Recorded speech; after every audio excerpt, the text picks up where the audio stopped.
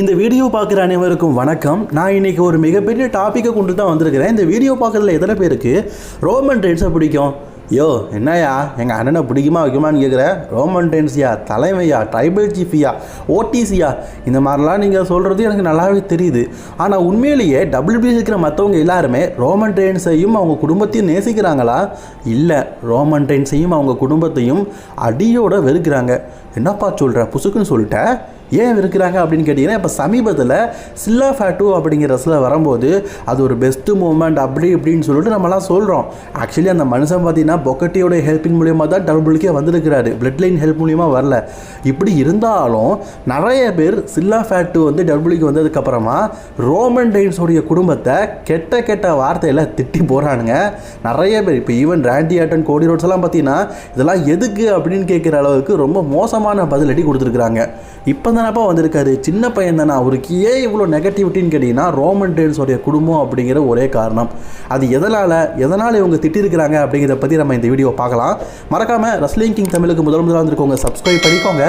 Bell ஐக்கானை click பண்ண மூலியமாக தினமும் போகிற ரெஸ்லிங் செய்யலை தாய்மொழி தமிழில் தெரிந்து கொள்ளுங்கள். நண்பா, முதல்ல நம்ம ரோமன் ரெயின்ஸோட குடும்பம் 2022 இவ்வளோ பெரிய டாமினேட்டாக இருந்ததுன்னு உங்களுக்கு தெரியும். அதுக்கப்புறம் தான் ரோமன் ரெயின்ஸோட குடும்பம் டபிள்யூபிள்யூ ஆட்டி படைச்சிக்கிட்டு இருக்காங்க. இதுவே 2015 அந்த காலத்தில் போனேன்னு வைங்களேன், ரோமன் ரெயின்ஸ் மட்டும்தான் இருப்பார். இந்த ஊசோஸ் கூட அண்டர் டிவிஷனில் தான் இருப்பாங்க. அதுக்கும் பின்னாடி 2012 காலத்தில் போனீங்கன்னு வைங்களேன், ஊசோஸோ ரோமனோ யாரும் இருக்க மாட்டாங்க. ரோமனுடைய குடும்பம் வித்தவுட் ரோமன் ரெயின்ஸ் குடும்பம் டபிள்யூபிள்யூ சீனா, ரூசே அவங்களுக்கெல்லாம் பார்த்தீங்கன்னா ஒரு பெரிய ஆப்பர்ச்சுனிட்டி கிடச்சிது. ரோமன் எனும் ஒரு மல்யுத்த வீரர் டபிள்யூபிள்யூ டாப் ஆனதுக்கப்புறமா இவர் யார் தெரியுமாப்பா? ராக்கோடைய குடும்பம், இவங்க அப்பா இப்படி அப்படி இப்படின்னு. எங்கள் உண்மையிலேயே சொல்லணும்னா ரோமன் ரெயின்ஸோட அப்பாவோ அவங்க ஃபேமிலியில் இருக்கிறவங்களோ ராக்கை தவிர்த்து மற்ற யாருமே சாதிக்கலை. அதுதான் நிதர்சனமான உண்மை. ராக் அவங்க குடும்பத்தை சேர்ந்த மற்றவங்களெல்லாம் பெரிய லெவலில் கொண்டு போகலை.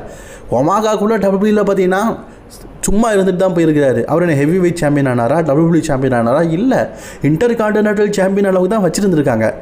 இப்போது ரோமன் ரெயின்ஸ் வந்து அப்படி இல்லைங்க, கிட்டத்தட்ட 4 வருடம் டபிள்யூபிள்யூடைய அன்டிஸ்பியூட்டட் சாம்பியன். 4 வருடம், 1 வருஷம் 2 வருஷம் இல்லை, 4 வருடம். இதுக்கும் மேலே அவர்கிட்ட இருக்கிற பிரதர்ஸ் பார்த்திங்கன்னா அவங்களும் வந்து 2.5 வருஷத்துக்கு மேலே சாம்பியனாக இருந்துருக்கிறாங்க.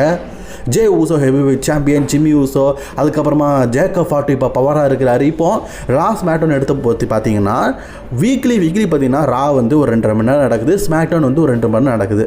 டோட்டலாக மொத்தமே பார்த்தீங்கன்னா ஒரு 4.5 மணி நேரம் ஷோ நடக்குதுன்னா இந்த 4.5 மணி நேரத்தில் 2 மணி நேரம் பிளட் லைனை சேர்ந்தவங்க மட்டுமே, அதாவது ரோமன் குடும்பத்தை சேர்ந்தவங்க மட்டுமே டிவியில் தெரியுறாங்க. மிச்சம் இருக்கிற நேரம் தான் மற்ற ரெஸ்லர்ஸுக்கு கிடைக்குது. பிந்தி அப்படி இல்லை, ரோமன் மட்டும்தான். இப்போ அப்படி இல்லைங்க, ரோமனை காட்டினா பேக் ஸ்டேஜில் ஜிம்மி ஜெயை காட்டுறாங்க, ஜேக்கப் ஃபார்ட்டுவை காட்டுறாங்க, சோலோ சிகாவாவுக்கு தனி ஸ்டோரியில் இந்த பக்கம் எம்எஃப்டி இருக்கிறாங்க.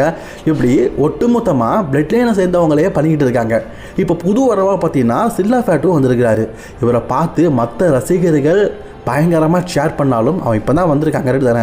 ஆனால் இந்த லிஸ்ட்டில் பாருங்கள், கோடி ரோட்ஸு, பங்கு, அன்னத்த ரெஸ்லர்ஸ் எல்லாருமே பார்த்தீங்கன்னா வெறுப்பை தான் கக்குறாங்க. ஏன்னா இவன் டபிள்யூபிள்யூக்கு வந்துட்டானா இவனுக்கும் டபிள்யூபிள்யூ ஒரு வாய்ப்பு கொடுப்பாங்க. இவன் பிளட் லைனில் சேருவான், அப்புறம் தனியாவான், அவன் டபிள்யூபிள்யூ சாம்பியன் ஆவான். அதான் மாநாடு இடத்துல சொன்ன மாதிரி தான், இவன் இந்த இடத்துல உங்கள் அப்பா ஃபோட்டோ இருக்கும், அவன் போனதுக்கப்புறம் இவனுக்கு ஃபோட்டோ இருக்கும், அடுத்து உன் பிள்ளை ஃபோட்டோ இருக்கும். அந்த மாதிரி பிளட் லைனை சேர்ந்தவங்க மட்டுமே டபிள்யூபிள்யூ ஃபியூச்சராக மாறிட்டே இருக்கணும். அனோலி ஃபேமிலி அப்படிங்கிறது ராக்கோட முடிஞ்சிட்டு நினச்சிட்டு இருந்தாங்க. ஆனால் ரோமன் ரெயின்ஸ் அப்படிங்கிற முகத்தினால டபிள்யூபிள்யூவில் பார்த்தீங்கன்னா அது மீண்டும் உருவாகி பல ரெஸ்லர்ஸோடைய வாழ்க்கையை கேள்விக்குறியாயிருச்சு. இப்போது ராஸ் மேட்டனை பொறுத்த வரைக்கும் ரோமன் தான் டாப்பாக இருக்கார். கோடி ரோட்ஸையோ டெவின் ஓவன்ஸையோ மற்ற ரெஸ்லர்ஸையோ கம்பேர் பண்ணும்போது பிளட் லைனை சேர்ந்தவங்கள தான் நம்ம பெருசாக பார்க்குறோம். பிளட் லைனில் யார் சேர போகிறா? ரோமன் இருக்கிறாரு, ஜிம்மி ஜே ஊசோ இருக்கிறாரு, ஜேக்கப் ஃபார்ட் இருக்கிறாரு, சோலோ சிகாவா இருக்கிறாரு, இப்படின்னு அவங்கள மட்டுமே நம்ம வந்து ஃபோக்கஸ் பண்ணி பார்க்குறோம், மற்ற ரெஸ்லர்ஸை பார்க்க மாட்டேங்கிறோம்.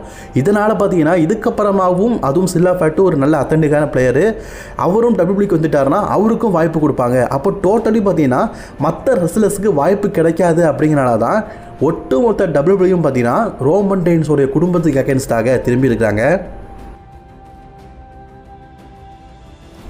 ஆக்சுவலி ஒரு விஷயம் இருக்குதுங்க, என்ன தெரியுமா?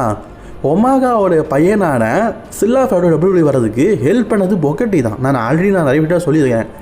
அவர் தான் பார்த்தீங்கன்னா ட்ரைனிங் எடுத்து புள்ளையாட்டம் வளர்த்து அதுக்கப்புறமா இப்போ டபிள்யூ கூட்டு வந்திருக்காரு. டபிள்யூ அவருக்கு என்ன பேர் வைக்க போகிறாங்க அப்படின்னு கூட தெரில. சில்லா ஃபேட்டு அப்படிங்கிற பேரை வைக்க போகிறாங்களா இல்லை அனதர் பேர் வைக்க போகிறாங்களான்னு தெரில. ஆனால் அவங்க கமெண்ட் பண்ணியிருக்கிறது யார் தெரியுமா? த பிளட் லைன் ஃபேமிலியாகவே. சில்லா ஃபேட்டு அப்படிங்கிறது இப்போ பிளட் லைனை ஸ்டாண்ட் பண்ணவே இல்லை. அவர் வருங்காலத்தில் அதுக்கு இன்னும் 1 வருஷம் ஆகலாம், 2 வருஷம் ஆகலாம், ஜாயின் பண்ணாமல் தனியாக கூட போகலாம். ஆனால் ரோமன் குடும்பத்தை சேர்ந்தவன் அப்படிங்கிற ஒத்த காரணத்துக்காக ஒட்டுமொத்த WWE பார்த்தீங்கன்னா இப்போ ரோமன் ரெயின்ஸுடைய குடும்பத்துக்கு எதிராகவும் சில்லா ஃபேட்டு குடும்பத்துக்கு எதிராகவும் இருக்கிறாங்க. அது ஓப்பனாகவே, அதுவும் WWE டாப் சூப்பராக இருக்கிற ராண்டி ஆர்டன், ட்ரூ மெக்கின்டையர் மற்றும் கோடி ரோட்ஸ் இவங்களே டேரெக்டாக பார்த்தீங்கன்னா சொல்கிறது உண்மையிலேயே ஆச்சரியமாக இருக்குல்ல. சரி, நான் உங்கள்கிட்ட கேட்குறேன், WWE பார்த்தீங்கன்னா ரோமன் ரெயின்ஸ் குடும்பத்தை சேர்ந்தவங்க மட்டும் இப்படி ஆட்டி படைக்கிறது சரியா தவறா அப்படிங்கிறத மறக்காமல் கமெண்ட் பண்ணிக்கோங்க. அடுத்த செய்தி CM Punk பற்றி தான் பார்க்க போகிறோம். 20 year of the Punk. Yes, wrestling உலகத்தில் பங்க் 20 வருடங்களே கலந்து விட்டார் அப்படின்னு சொல்லிட்டு ஒரு போஸ்டரை போட்டு WWE பார்த்தீங்கன்னா ஒரு வாழ்த்துக்களை தெரிவிச்சிருக்கிறாங்க. ரோட் டு பங்க் அப்படிங்கிறது அடுத்த 2 மாதம் நடக்க போகுதான். நவம்பர் வரைக்கும் CM Punkடைய ஷெடியூலை போட்டிருக்கிறாங்க. நீங்களே பாருங்கள், ராஸ் மேக்டோனு ராவா அடிக்கணும், ஸ்மாக்டோனுக்கு போகணும், அவ்வளோதான். ஒரு முகம், அதாவது பங்க் என்னும் முகம் ரா மட்டும் அல்லாமல் ஸ்மாக்டவுன், லைவ் ஈவெண்ட்டு, அப்புறம் வேர்ல்டு கொலாட்ஸு, சாட்டர்டே மெயின் ஈவெண்ட்டு அப்படின்னு சொல்லிட்டு அனைத்து இடங்களிலுமே பார்த்தீங்கன்னா பங்க் என்னும் முகம் இருக்குது. பங்க் தன்னுடைய 20 years ஆனிவர்சரி எப்படி கொண்டாடாரு, உண்மையிலேயே பார்க்கறதுக்கு ஆச்சரியமாக தான் இருக்குது. நான் தப்பாக சொல்கிறேன்னு நினைக்காதீங்க. இப்போ ரோமன் ரெயின்ஸ் இருக்கிறாருன்னா அவர் எவ்வளோ வாங்குறாரு சம்பளம், அதை விட ரொம்ப கம்மியாக தான் வாங்குறாரு. ரோமனை விட அதில் ஒரு பகுதி தான் வாங்குறாரு. ரோமன் 200 கோடி வாங்குறாருன்னா இவர் வெறும் 75 கோடி தான் வாங்குறாரு. Bunk senior wrestler. இடையெல்லாம் அவன் பார்த்தீங்கன்னா WWE விட்டு போனது அதெல்லாம் வாய்க்குழுப்பு, அதெல்லாம் பற்றி பேச வேண்டாம். அப்படிப்பட்ட பங்கு 2 மாதத்தில் ஒரு ரெஸ்லர், நிறைய ரெஸ்லர்ஸ் பார்த்தீங்கன்னா இந்த 2 மாதத்தில் இந்த ஷெட்யூலில் 1 வருஷத்தில் பண்ணுவாங்க. கோடி ரோட்ஸ் எல்லாம் சரி எல்லாமே. ஆனால் இந்த மனுஷன் ராஸ் மேட்டோன், NXT, வேர்ல்டு கொலாஸ், பேப்பர்யூ, அதுக்கப்புறம் லைவ் ஷோன்னு சொல்லிட்டு டோட்டலி 2 மாதத்துலேயே பார்த்தீங்கன்னா 20க்கும் மேற்பட்ட அற்பீரியன்ஸை பண்ணுறாரு. இது உண்மையிலேயே ஆச்சரியமாக தான் இருக்குது. பங்குக்கு வயசாயிருச்சு அப்படின்னு சொன்னாலும், வயசானாலும் ஸ்டைலும் அழகும் இன்னும் பங்கை விட்டு போகலை. அதுவும் பங்கு இல்லாத ஸ்டோரி குப்பையிலே. பங்கோடைய ஸ்டோரி ஒவ்வொன்றும் பார்த்தீங்கன்னா பயங்கரமாக போயிட்டு இருக்குது. பங்கு இந்த வயதுலேயும் ஆக்டிவாக இருக்கிறது காரணம் என்னன்னு நினைக்கிறீங்க அப்படிங்கிறத மறக்காம கமெண்ட் பண்ணிக்கோங்க. தவறான ஒரு விஷயத்தை காட்டினதுனால ஜே உசோவை அரெஸ்ட் பண்ணி ஜெயிலுக்குட்டை போட்டுட்டாங்க அப்படிங்கிற செய்தியை நம்ம சேனலில் போட்டிருப்போம். ஜே உசோவுக்கு பெயில் கொடுத்து வெளியில் அனுப்பிட்டாங்க. இதுக்கப்புறமா இந்த மாதிரி, ஏன்னா இப்போ WWE தான் பார்த்தீங்கன்னா ஷெட்யூல் பண்ணி ஆகணும். பிகாஸ் நெக்ஸ்ட் வீக் நடக்கப்புறம் மண்டே நைட் லைவ் ஷோக்கில் ஜே உசோ தேவைப்படுறாரு. அதனால் பார்த்தீங்கன்னா இமீடியட்டில் அவரை ரிலீஸ் பண்ணதுக்கு அவங்க ஹெல்ப் பண்ணியிருக்கிறாங்க. ஆக்சுவலி ஒரு விஷயம் என்னதுன்னா, ஜே உசோ சும்மா அந்த துப்பாக்கி கையை சிம்பிளாக தான் காட்டினார். அந்த ஒத்த காரணத்துக்காக ஜே உசோவை அரெஸ்ட் பண்ணி ஜெயிலில் போட்டு 24 மணி நேரத்துக்கு அப்புறமா ரிலீஸ் பண்ணியிருக்காங்க. அப்படிங்கிறத நினைக்கும் போது அந்த நாட்டு சட்டங்கள் இவ்வளோ ஸ்ட்ராங்காக இருக்குது அப்படின்னு நினச்சி சந்தோஷமாக தான் இருக்குது.